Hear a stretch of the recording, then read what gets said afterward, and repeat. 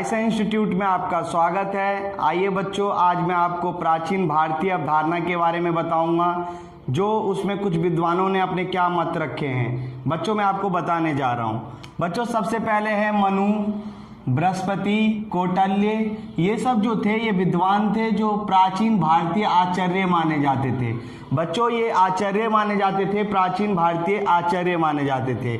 और ज़्यादातर आचार्यों ने राजनीति को राजधर्म कहा। और राजधर्म कहा, क्या कहा बच्चों? राजधर्म। ज़्यादातर आचार्यों ने, मतलब जैसे मैंने मनु, बृहस्पति, कौटिल्य, ये सब प्राचीन आचार्य थे। और मैंने बताया आपको ज़्यादातर आचार्यों ने राजनीति को राजधर्म कहा। अब बच्चों राजधर्म होते क्या हैं? राजधर्म के कुछ कर्तव्य थे। क्या कर्तव्य थे बेटा? देखो, राजधर्म के कुछ कर्तव्य थे, जैसे पापियों को सजा दिलाना, भले लोगों का संरक्षण देना, संरक्षण का मतलब होता है उसका बचाव करना, राजकोष समृद्ध बनाना, राजकोष जो मतलब राजाओं का कोष होता है उसको बड़ा बनाना, अच्छा बनाना, ठीक है, बिना पक्षपात न्याय करना, किसी के भी पक्ष में ना होके, मतलब अपना एक सटीक अच्छा न्याय करना, मतलब जिसके हित में हो, जो सच्चाई हो, उस पे जो है न्याय करते थे राजा। साम्राज्य को सुरक्षित करना, मतलब साम्राज्य मतलब वहाँ के जो राज्य होते थे उसको संरक्षण देना, ये इनका काम था।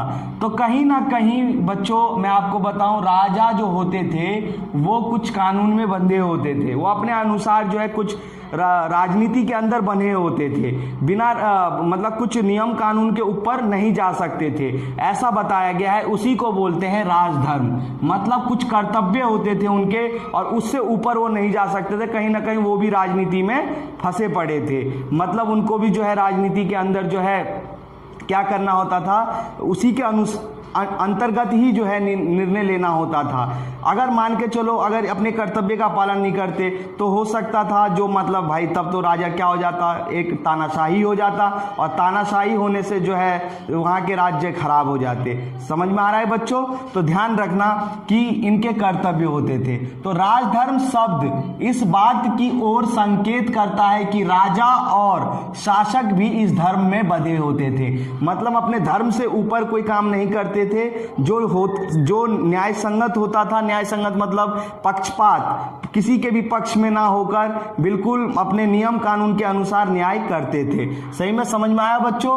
कोई भी धर्म से ऊपर नहीं था, सबको धर्म के अंदर ही निर्णय लेना होता था। तो राजा भी यही करते थे, क्योंकि वहाँ के राजा जो है तानाशाही नहीं होना चाहते थे। तानाशाही मतलब बेकार शासक नहीं होना चाहते थे। अब दंड नीति का मतलब क्या होता है? दंड नीति शब्द से मतलब है राज्य से, सरकार से, कानून से, दंड विधान से, इन सभी बातों से जो है हमें दंड नीति के बारे में पता चलता है। किन किन चीज़ों से? तो राज्य से, सरकार से, कानून से, दंड विधान से, इन सभी से हमें दंड नीति के बारे में पता चलता है। राज्य केवल कानून व्यवस्था नहीं बनाता, बल्कि कला में, विद्या में, जन कल्याण में भी जो है अपना सहयोग देता है और लोगों को जो है अच्छा जीवन जीने के लिए सहायता करता है। कौन? राज्य। राज्य मतलब राजा।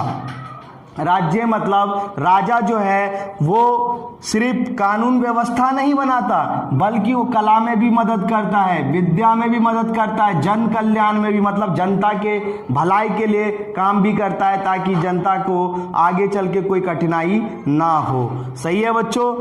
चाणक्य ने राजनीति को अर्थशास्त्र का नाम पुकारा। मतलब चाणक्य ने, देखो बच्चों आज के समय में अर्थशास्त्र को इकोनॉमिक्स कहते हैं, लेकिन उस समय में जो है अर्थशास्त्र को राजनीति कहते थे। जो चाणक्य के समय में जो है अर्थशास्त्र को जो है क्या कहते थे?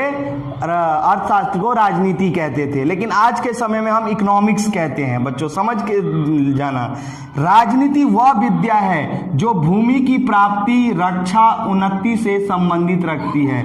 तो राजनीति वह विद्या है जो भूमि से, रक्षा से, उन्नति से संबंधित रखती है।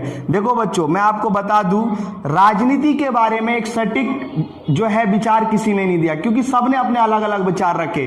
अरस्तु ने अलग रखा, कौटिल्य ने अलग रखा, कौटिल्य ने राजनीति के बारे में अलग बताया, चाणक्य ने अलग बताया। देखो चाणक्य ने बोला राजनीति का अर्थशास्त्र है, तो इसी तरीके से कौटिल्य ने भी अलग बताया था, अरस्तु ने भी अलग बताया था। तो बच्चों ये ही है आपका प्राचीन भारतीय अवधारणा। प्राचीन जो लोग थे वो क्या सोचते थे राजनीति के बारे में।